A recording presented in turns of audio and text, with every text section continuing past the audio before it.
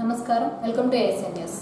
తొగ్లక్ చర్యల్లో మరో మైలురాయి దాటిన జగన్ రెడ్డి అని తాను పెంచిన విద్యుత్ ఛార్జీలపై తానే ధర్నాకు పిలుపునివ్వడం ఆశ్చర్యంగా ఉందని విద్యుత్ శాఖ మంత్రి గొట్టిపాటి రవికుమార్ విమర్శించారు.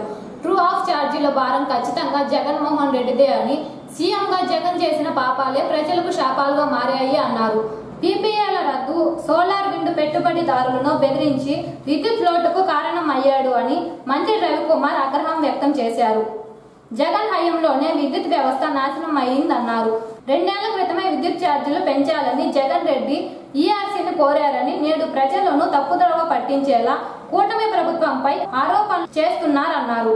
జగన్ హయాంలోనే వసూళ్లకు అనుమతి కోరిన డిస్కౌంట్లు వాయిదా వేస్తూ కమిషన్ ముగిసిన 3 రోజుల ముందుగా వసూళ్లకు ఆదేశాలు ఇచ్చారని గుర్తు చేశారు. డిసెంబర్ 6వ తేదీ నుంచి జనవరి 8వ తేదీ వరకు జరిగే రెవెన్యూ సదస్సులో వచ్చిన అర్జీలు అన్ని వేగవంతంగా పరిశీలించి సమస్యలు పరిష్కరించాలని బాపట్ల జిల్లా జాయింట్ కలెక్టర్ ప్రకాష్ జైన్ అన్నారు. అద్దంకి మండలం తహసీల్దార్ కార్యాలయంలో గురువారం రెవెన్యూ సదస్సుల నుంచి వచ్చిన అర్జీలపై సమీక్ష సమావేశాన్ని ఏర్పాటు చేయగా జాయింట్ కలెక్టర్ హాజరయ్యారు. ముందుగా కార్యాలయంలో ఉన్న రికార్డులు తనిఖీ చేసి సిబ్బంది గదులను పరిశీలించారు. సమీక్ష సమావేశానికి 5 మండలాల ఎంఆర్ఓలు హాజరు కాగా మండలం వారీగా సమీక్షించారు. ఒక్కొక్క మండలం నుంచి ఎన్ని అర్జీలు వచ్చాయి, అర్జీదారులకు రసీదు ఇచ్చి ఎన్ని రోజుల్లో సమస్యలు పరిష్కరిస్తారో చెప్పారా లేదా అని తెలుసుకున్నారు. రెవెన్యూ సదస్సులో వచ్చిన అర్జీలు మిస్ కాకుండా ప్రతి సమస్య పరిష్కరించే విధంగా చూడాలని జాయింట్ కలెక్టర్ ఎంఆర్ఓలకు సూచించారు. నమస్తే. ఇప్పుడు ఈరోజు నేను అద్దంకి తహసీల్దార్ ఆఫీస్కి వచ్చాను. ఇక్కడ ఇంకోలు, జేపంగులూరు, కొరిసపాడు, తర్వాత అద్దంకి 4 మండలాలకి రివ్యూ జరిగింది. ఇప్పుడు మనకు రీసర్వే ఇక్కడ జరిగింది. దాంట్లో అన్ని ఊర్లో గ్రామ సభలు జరిగాయి. దాని తర్వాత ఇప్పుడు రెవెన్యూ సదస్సులు కూడా జరుగుతుంది. సో ఇక్కడే మామూలుగా ఈ మండలాలకి ఏమేమి ఇష్యూస్ వస్తున్నాయి, ఎలా మన వాళ్ళు రిజాల్వ్ చేస్తున్నారు, ఎప్పుడు ఏం చేయాలి, దాని తర్వాత ఇప్పుడు రీసర్వే కూడా కొత్తగా చేయడానికి ప్రభుత్వం తరఫున ఇన్స్ట్రక్షన్స్ వచ్చాయి. సో ప్రతి మండల్కి ఒక విలేజ్ సెలెక్ట్ చేసి అక్కడ 1 ఫిబ్రవరి నుంచి పొలంకి వచ్చి మన వాళ్ళు రీసర్వే చేస్తారు. ఆ విషయంలో కూడా ఒక రివ్యూ మీటింగ్ ఈరోజు జరిగింది. ఇంకా కూడా ఇక్కడే రెవెన్యూ గురించి, సర్వే గురించి మొత్తం పని ఇక్కడే డిస్కస్ చేసి ప్రాబ్లమ్స్ ఏమేమి వచ్చాయి అది కూడా డిస్కషన్ ఒక జరిగింది. రెజల్యూషన్ కూడా కొన్ని ప్రాబ్లమ్స్కి ఇప్పుడు ఆలోచించి ఇచ్చాము. దాని తర్వాత మనకు ఒకటే రీజనల్ రెవెన్యూ కాన్ఫరెన్స్ మీటింగ్ కూడా ఉంది. ఆ రీజనల్ రెవెన్యూ కాన్ఫరెన్స్కి ప్రిపరేషన్ కూడా ఇప్పుడు మనం చేస్తున్నాము. Thank you.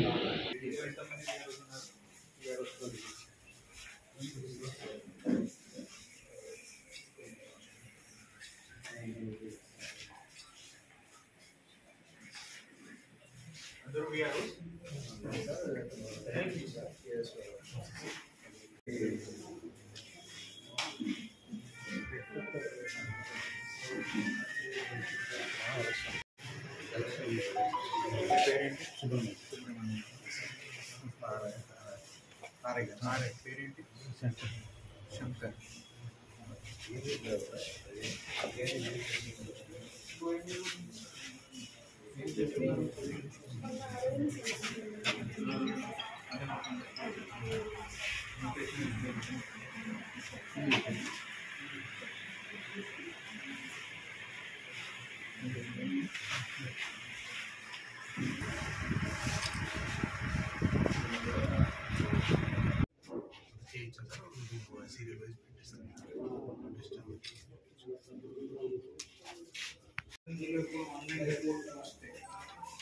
మీరు 941 ఇక్కడ దాకా ఆడియో లాగింగ్ పోస్ట్ చేశారా?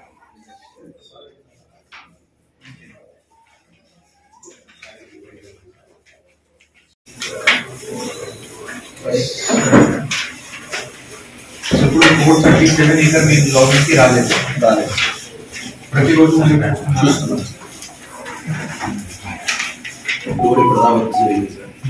కానీ మీ దగ్గర అన్ని ఫైల్స్ రెడీగానే ఉన్నాయా?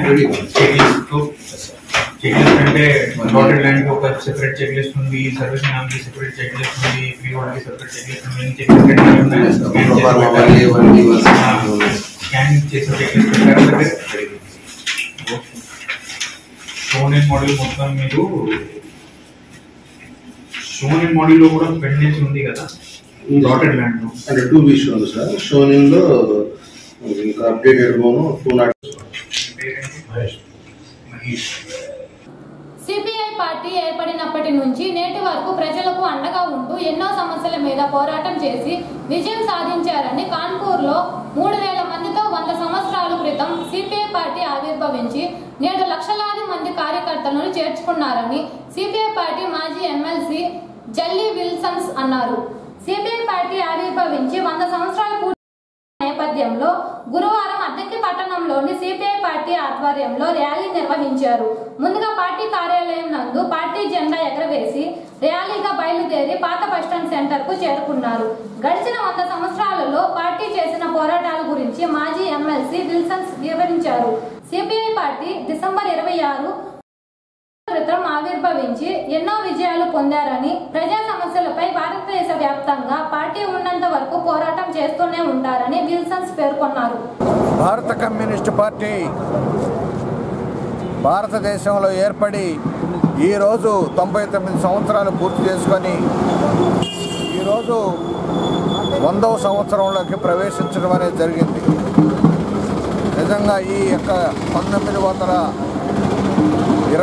సంవత్సరం డిసెంబరు 26వ తారీఖు నాడు కాన్పూర్లో కేవలం 300 మందితో సమావేశమై ఏర్పాటు చేసుకున్నటువంటి భారతదేశంలో ఉన్నటువంటి మేధావులు, అలానే పెద్ద పెద్ద నాయకులైనటువంటి వీరందరూ ఏర్పాటు చేసుకున్నటువంటి భారత కమ్యూనిస్టు పార్టీ 99 సంవత్సరాలను పూర్తి చేసుకొని 100వ సంవత్సరంలోకి అడుగుపెట్టడం అనేది జరిగింది. ఈ 99 సంవత్సరాల కాలంలో భారతదేశంలో మార్క్సిజం, లెనినిజం అనే సిద్ధాంతం మీద ఆధారపడి ఆ రోజున ఉన్నటువంటి భారతదేశంలో ఉన్నటువంటి ప్రజలకి, నిజంగా బడుగు వర్గాలకు సంబంధించినటువంటి వారు అంటరానితనం, అలానే సరైనటువంటి న్యాయమైనటువంటి కూలి రేట్లు లేకుండా ఉన్నటువంటి పరిస్థితి అనేది ఉంది. పేదవాడిని మనిషిగా చూడండి, అంటరానితనం కానీ బానిస యొక్క తత్వం కానీ ఈ ప్రజల మీద చూపించడానికి వీలు లేదు, ప్రజలందరూ కూడా సమానమని చెప్పి ప్రారంభించినటువంటి ఈ యొక్క పార్టీ ఆ రోజున కట్టుబానిస విధానంగా ఉన్నటువంటి కూలీ రేట్లు లేకుండా ఫ్యాక్టరీల్లో ఉన్నటువంటి కార్మికులు వీరందరూ జీవించేవారు. 8 గంటల పని విధానం మాత్రమే, రోజుకి 8 గంటలు మాత్రమే పని చేస్తారు అని చెప్పి వారికి న్యాయమైన కూలి ఇవ్వాలి, వారికి కావాల్సినటువంటి ఇవన్నీ ఇవ్వాలని చెప్పి ఫ్యాక్టరీలో పనిచేస్తున్నటువంటి వారికి, అలానే పొలాల్లో పనిచేస్తున్నటువంటి వారికి అందరికీ కూడా న్యాయమైన కూలి రేట్లు ఇవ్వాలనేటువంటి ఒక ఆలోచన కలిగించి ఇప్పించినటువంటి ఘన చరిత్ర ఈ భారత కమ్యూనిస్టు పార్టీకి ఉంది. అంతేకాదు పేదవాడికి గ్రామీణ శ్రమజీవికి భూమి చేతిలో ఉండాలని, దున్నేవాడికి భూమి అనే నినాదాన్ని చేపట్టి ఈ దేశంలో ఉన్నటువంటి భూముల్ని పేదలకు పంచాలనేటువంటి ఆలోచనని కల్పించి దేశవ్యాప్తమైనటువంటి భూ పోరాటాలు జరిపినటువంటి ఘన చరిత్ర ఈ పార్టీకి ఉంది. దేశవ్యాప్తంగా భూ సంస్కరణ చట్టాలని తీసుకొచ్చి పేదవాడికి భూమి కల్పించినటువంటి పరిస్థితి అనేది ఉంది. అంతేకాదు కేంద్రంలో ఉన్నటువంటి ప్రభుత్వాలకు కానీ, రాష్ట్రాల్లో ఉన్నటువంటి ప్రభుత్వాలకు కానీ ఈ యొక్క ప్రజలకి మీద రుద్దేటువంటి భారాలకు వ్యతిరేకంగా, ధరలకు వ్యతిరేకంగా, అధిక ధరలకు వ్యతిరేకంగా ఎన్నో పోరాటాలు నిర్వహించినటువంటి ఘన చరిత్ర అనేది ఉన్నది. వారోత్సవాలను చేయండి, దేశవ్యాప్తంగా జరుగుతున్న వారోత్సవాలను చేయండి, దేశవ్యాప్తంగా జరుగుతున్న వారోత్సవాలను భారత కమ్యూనిస్ట్ పార్టీ, భారత కమ్యూనిస్ట్ పార్టీ, భారత కమ్యూనిస్ట్ పార్టీ వర్ధిల్లాలి. సిపిఐ సిపిఐ సిపిఐ భారత కమ్యూనిస్ట్ పార్టీ, భారత కమ్యూనిస్ట్ పార్టీ జిందాబాద్, జిందాబాద్ సిపిఐ, జిందాబాద్ జిందాబాద్ జిందాబాద్ సిపిఐ జిందాబాద్. వర్ధిల్లాలి భారత కమ్యూనిస్ట్ పార్టీ, వర్ధిల్లాలి. జయప్రదం చేయండి భారత కమ్యూనిస్ట్ పార్టీ 100వ వార్షికోత్సవాలను. జయప్రదం చేయండి భారత కమ్యూనిస్ట్ పార్టీ, వర్ధిల్లాలి. వార్షికోత్సవాలను కమ్యూనిస్ట్ పార్టీ సిపిఐ వార్షికోత్సవాలను.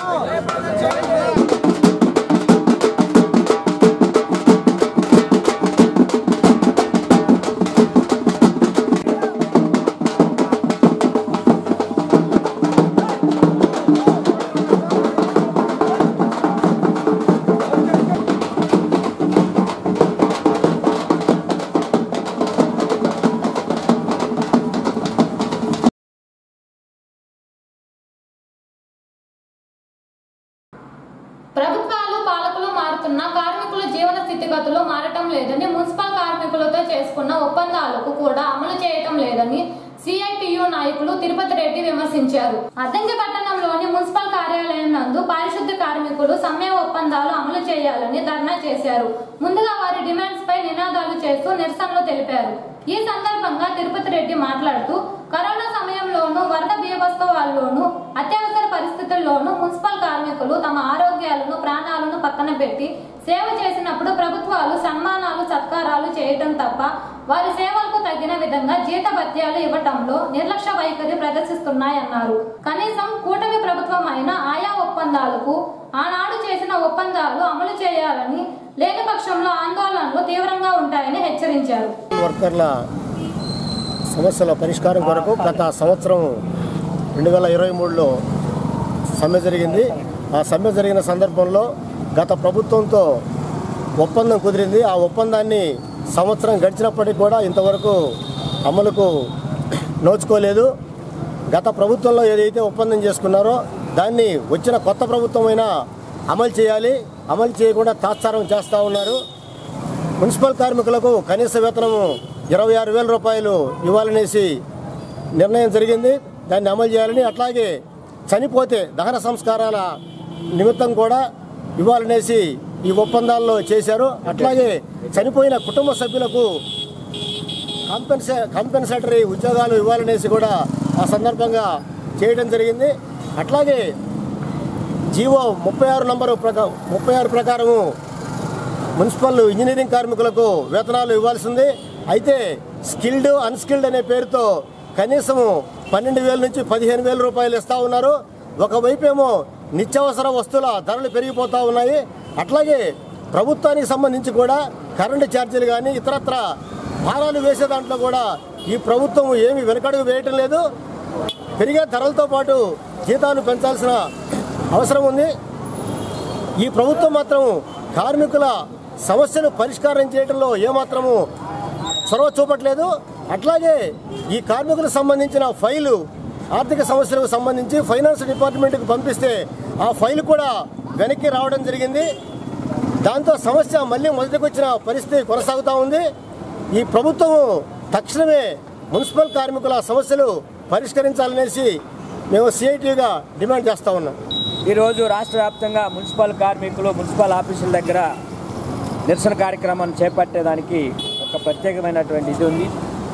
గత సంవత్సరం డిసెంబర్ 26వ తేదీన మున్సిపల్ కార్మికులు ఎదుర్కొంటున్నటువంటి సమస్యలను పరిష్కరించాలని చెప్పేసి అనేక దఫాలుగా వినతి పత్రాలు, రాయబారాలు నడిపారు.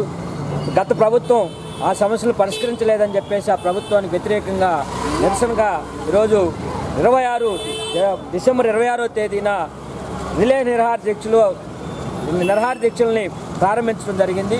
ఇప్పటికి సంవత్సర కాలం అవుతా ఉంది. అయినా కానీ ఈ సమస్యలు పరిష్కారం చేయలేదు. అందుకని దానికి నిరసనగా డిసెంబర్ 26వ తేదీ ఏదైతే గత సంవత్సరం దీక్షలని ప్రారంభించి చేసినటువంటి దాన్ని గుర్తు చేస్తూ ఈ ప్రభుత్వం అధికారంలోకి వచ్చిన తర్వాత 7 నెలలు అయిన తర్వాత ఇప్పటికీ మున్సిపల్ కార్మికులు ఎదుర్కొంటున్నటువంటి సమస్యలను పరిష్కరించాలని చెప్పేసి ముఖ్యమంత్రి గారి దృష్టికి, సంబంధిత మంత్రి గారి దృష్టికి, అధికారుల దృష్టికి తీసుకెళ్ళినా కానీ పరిష్కారం చే దాంట్లో చొరవ చూపట్లేదని చెప్పేసి మేము యూనియన్గా దీన్ని డిమాండ్ చేస్తూ ఉన్నాం. చొరవ చూపకుండా ఫైనాన్స్ డిపార్ట్మెంట్కి వెళ్ళినటువంటి ఫైల్ని రిటర్న్ పంపించేటువంటి పరిస్థితి ఉంది. స్థానికంగా అద్దెంకిలో పనిచేసినటువంటి రోజువారీ కార్మికులుగా పనిచేస్తున్నటువంటి కార్మికులు ఉన్నారు. కోవిడ్లో వాళ్ళు తీసుకున్నారు. 24 మంది పారిశుద్ధ్య కార్మికులు, 12 మంది ఇంజనీరింగ్ కార్మికులుగా పనిచేస్తుంటే వాళ్ళకి గత 3 నెలల కాలం నుండి పండగ రోజుల్లో కూడా ఇప్పటికీ వేతనాలు లేవు. 2 నెలలు పూర్తి అయిపోయింది, ఇది 3వ నెల కూడా గడుస్తూ ఉంది. ఇప్పటికీ వేతనాలు లేవు. అదేమని చెప్తే వాళ్ళని ఆడిట్ సమస్య ఉందని చెప్పేసి చెప్తా ఉన్నారు. అందుకని ఈ సమస్యలన్నింటినీ పరిష్కారం చేయాలని, స్థానికంగా ఉన్నటువంటి సమస్యలు రాష్ట్ర వ్యాప్తంగా రాష్ట్ర ప్రభుత్వం చేయాల్సినటువంటి సమస్యలను కూడా పరిష్కారం చేయాలని చెప్పేసి గత సంవత్సరం డిసెంబర్ 26వ తేదీన ఏదైతే నిరహార దీక్షలు ప్రారంభించామో దాన్ని గుర్తు చేస్తూ ఈ ప్రభుత్వం అయినా ఈ సమస్యలు పరిష్కరించేయాలని చెప్పేసి డిమాండ్ చేస్తున్నాం. లేని పక్షంలో ఈ ఉద్యమాన్ని ఇంకా ఉధృతం చేసి రాష్ట్రంలో ఉన్నటువంటి అన్ని మున్సిపల్ కార్మికులందరూ ఏకం చేసి రాబోయే కాలంలో దీనిపైన పెద్ద ఎత్తున ఆందోళనకి పిలిపివ్వాల్సి వస్తుందని చెప్పేసి ఈ సందర్భంగా తెలియజేస్తున్నాం. అక్కడ దాకా పోకుండా ప్రభుత్వం చెప్పినటువంటి హామీల్ని అమలు చేసే విధంగా ఈ ప్రభుత్వం, కూటమి ప్రభుత్వం చొరవ చూపాలని చెప్పేసి ప్రజా సంఘాల తరఫున డిమాండ్ చేస్తున్నాం. మున్సిపల్ కార్మికుల ఐక్యత జిందాబాద్ జిందాబాద్ జిందాబాద్ జిందాబాద్ జిందాబాద్ జిందాబాద్ జిందాబాద్ వర్ధిల్లాలి మున్సిపల్ కార్మికుల ఐక్యత, పరిష్కరించాలి మున్సిపల్ కార్మికుల సమస్యలను వెంటనే, పరిష్కరించాలి మున్సిపల్ కార్మికుల సమస్యలను వెంటనే, అమలు చేయాలి గత సమ్మెకాలం ఇచ్చినటువంటి హామీలను, మున్సిపల్ కార్మికుల సమస్యలను వెంటనే పరిష్కరించాలి, మున్సిపల్ కార్మికుల సమస్యలను వెంటనే అమలు చేయాలి, సమ్మకాల ఒప్పందాలను అమలు చేయాలి, గత సంవత్సరంలో సమ్మకాల ఒప్పందాలను అమలు చేయాలి, గత సంవత్సరం వచ్చుకున్నటువంటి సమ్మకాల ఒప్పందాలను అమలు చేయాలి, గత సంవత్సరం చెప్పినటువంటి సమ్మకాల ఒప్పందాలను.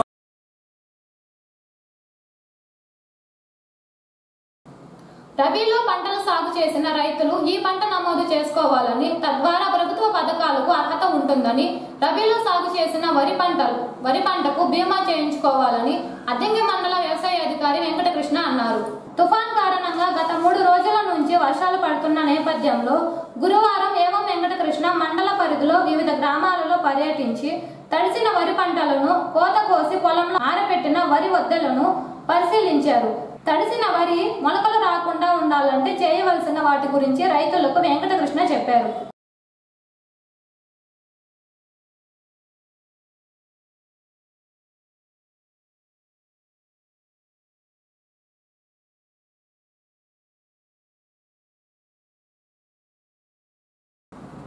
గ్రామాలలో రైతులకు ఉన్న సమస్యలు పరిష్కరించేందుకు ప్రభుత్వం ఈ నెల 6వ తేదీ నుంచి జనవరి 8వ తేదీ వరకు రెవెన్యూ సదస్సులు నిర్వహిస్తుందని అద్దంకి ఎంఆర్ఓ శ్రీ చరణ్ అన్నారు. గురువారం అద్దంకి మండలం బొమ్మనంపాడు గ్రామంలో రెవెన్యూ సదస్సులు ఏర్పాటు చేయగా ఎంఆర్ఓ శ్రీ చరణ్, ఆర్ఐ శంకర్ సిబ్బంది హాజరయ్యి ప్రజల నుంచి అర్జీలు స్వీకరించారు. ఈ సందర్భంగా ఎంఆర్ఓ శ్రీ చరణ్ మాట్లాడుతూ, నేడు అద్దంకి మండలం బొమ్మనంపాడు గ్రామంలో గ్రామ సభను ఏర్పాటు చేయగా 110 మంది హాజరు కాగా అందులో భూ సమస్యలపై అర్జీలు ఇవ్వగా పరిశీలించి రసీదు ఇచ్చారని, అర్జీలలో పిఆర్సీ వెబ్సైట్ లో నమోదు చేసి సంబంధిత అధికారికి పంపించారని, త్వరలోనే వారి సమస్యలు పరిష్కరించడం జరుగుతుందని ఎంఆర్ఓ శ్రీచరణ్ తెలిపారు. రైతుల పరంగా ఎవరికన్నా ఆన్లైన్లో లేకపోయినా పుస్తకాలు చినిగిపోయి మనకి ఇబ్బందులు పడుతున్నా వాటి ప్లేస్లో పుస్తకాలు ఇవ్వడానికి, అలాగే మీకు ఏదన్నా ప్రభుత్వ భూముల వివాదం ఉన్నా, సమస్యలు ఉన్నా, అలాంటి సమస్యలన్నీ కూడా ఇవాళ సర్వేర్ గారు, ఆర్ఐ గారు, మేమందరం కూడా వచ్చాము. మీ గ్రామంలో సాధ్యమైనంత మటుకు ఈరోజే పరిష్కారం అయ్యేలాగా చర్యలు తీసుకుంటాం. కాబట్టి మీకు సమస్యలు ఏదైనా ఉన్నా, అలాగే ఇన్కమ్, క్యాష్, ఏం కావాలన్నా కానీ ఈరోజు ఇస్తామండి. పాస్ వస్తామంటే ఈరోజు ఎటువంటి ఫీజు కూడా మీకు ఉండదు. విడిగా మనకి ఒక ఫీజు కట్టాలి మీ సేవలో. ఆ ఫీజు లేకుండా వాళ్ళు ఉచితంగా సర్వీస్ చేయబడుతుంది. ఇక్కడ అర్జీలన్నీ రాసి పెడతాము. మీకు మీరు ఇచ్చిన ప్రతి అర్జీ కూడా మీకు కంప్లీట్ చేసి ప్రతి సోమవారం పీజీఆర్ఎస్ కలెక్టర్ గారి దగ్గర కానీ, సీఎంఓలో కానీ ఎలా ఈ అర్జీలు నమోదు చేయబడతాయో ఆ విధంగా ఈరోజు ఇక్కడ అర్జీలు నమోదు చేయబడి మీకు రసీదు ఇస్తాము. కాబట్టి మీరు మీకు తెలిసిన వాళ్ళు ఉన్నారంటే ఈ అవకాశాన్ని వినియోగించుకోవాల్సింది.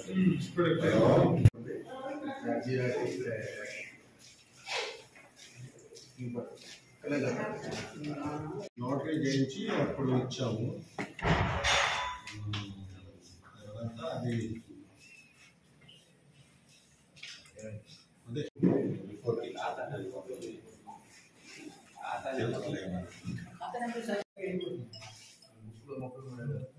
అంటే సర్వే మరి అది ఉమ్మడి బిల్లు సార్. 30 ఎకరాలు అయితే ఒకే పులిసి రాత్రి ఇప్పుడే యాక్సెప్ట్ చేస్తాం. ఈ 15 రోజుల్లో మొత్తాన్ని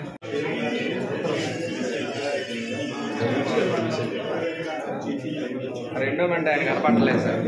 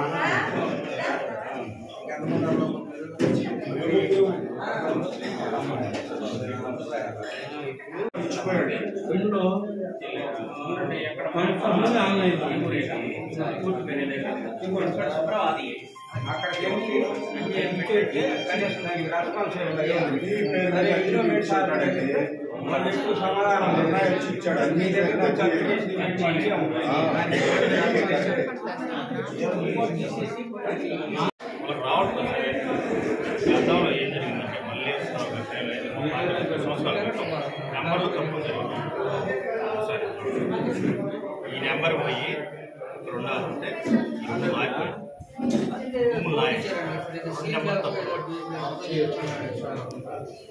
అది నా భూమి రెండు సర్వే చేసి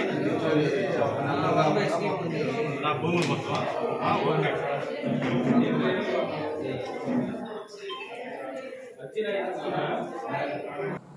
సిపిఐ పార్టీ 99 సంవత్సరాలు పూర్తి చేసుకుని 100వ సంవత్సరంలోకి అడుగుపెట్టిన సందర్భంగా సంతమాగులూరు మండలం ఏల్చూరు కొమ్మలపాడు గ్రామాలలో గురువారం సిపిఐ పార్టీ మండల కార్యదర్శి కాదర్ బాషా జెండాను ఎగరవేశారు. ఈ సందర్భంగా ఆయన మాట్లాడుతూ అధికారంలో ఉన్నా లేకపోయినా ప్రజలు కార్మికుల సమస్యలపై పోరాటం చేస్తున్నారని, కార్మికులు తమ హక్కుల కోసం పోరాటం చేస్తుంటే బ్రిటిష్ ప్రభుత్వం కార్మికులను తుపాకులతో కాల్చడం జరిగిందని, ఆ రక్తంతో తడిసిన తెల్లటి గుడ్డను ఎగరవేస్తూ ఇదే ఎర్ర జెండా అని నిరంతరం పోరాటాలు చేశారని కాదర్ బాషా గుర్తు చేశారు. కొమ్మలపాడు గ్రామంలో భూ అక్రమణకు గురైతే సిపిఐ ముందు ఉండి పోరాటం చేసి చరిత్ర సృష్టించారన్నారు. సిపిఐ పార్టీ తన వంతు పాత్ర పోషిస్తా ఉన్నది. అదేవిధంగా భారత కమ్యూనిస్టు పార్టీ సిపిఐ 1926 డిసెంబర్ 26వ తేదీన కాన్పూర్ మహానగరంలో జన్మించింది. ఆనాడు కార్మికులు పెద్ద ఎత్తున పోరాటాలు చేస్తుంటే తన హక్కుల కోసం, తన హక్కులు కాపాడటం కోసం ఆ రోజు పెద్ద ఎత్తున పోరాటాలు చేస్తూ ఉంటే ఆనాడు ఉన్న బ్రిటిష్ ప్రభుత్వం కార్మికులను తుపాకీలతోటి కాల్చి 6 మంది కర్షకులు కార్మికులు చనిపోవడం జరిగింది. అదే రోజు కార్మికులంతా ఏకమై తన జేబుల నుంచి తెల్లటి కండలను తీసి రక్తటి ముద్దలు తరిచిన తెల్లటి గుడ్డను ఆ రక్తంలో తరిపి ఎగరవేసి ఇదే ఎర్ర జెండా, ఇదే కార్మికుల జెండా, ఇదే రైతుల జెండా అని ఆనాడు ఎర్ర జెండా పుట్టింది. ఏదో విధంగా ఈనాడు అనేక పార్టీలు వస్తా ఉన్నాయి, పోతా ఉన్నాయి. అధికారం ఉన్నా లేకున్నా ప్రజల పక్షాన నిరంతరం పోరాటం చేసే పార్టీ ఏకైక పార్టీ భారత కమ్యూనిస్టు పార్టీ సిపిఐగా ఇవాళ మేము గర్వంగా చెప్పుకుంటా ఉన్నాం.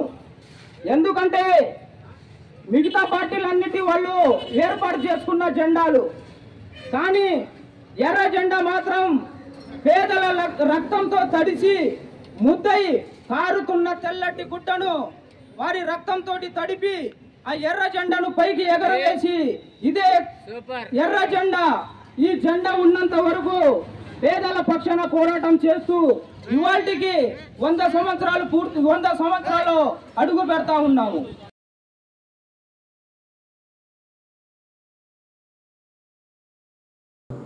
ఏసీ న్యూస్ నమస్కారం.